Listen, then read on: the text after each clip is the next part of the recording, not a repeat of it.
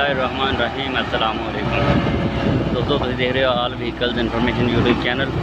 तो अज ए ट्रालियां दे नाल इत्थों भरदे आ ते ओह नीवें टोए लगे हुए आ, उत्थे मिट्टी सिट रहे आ ते जमीन का लैवल करना।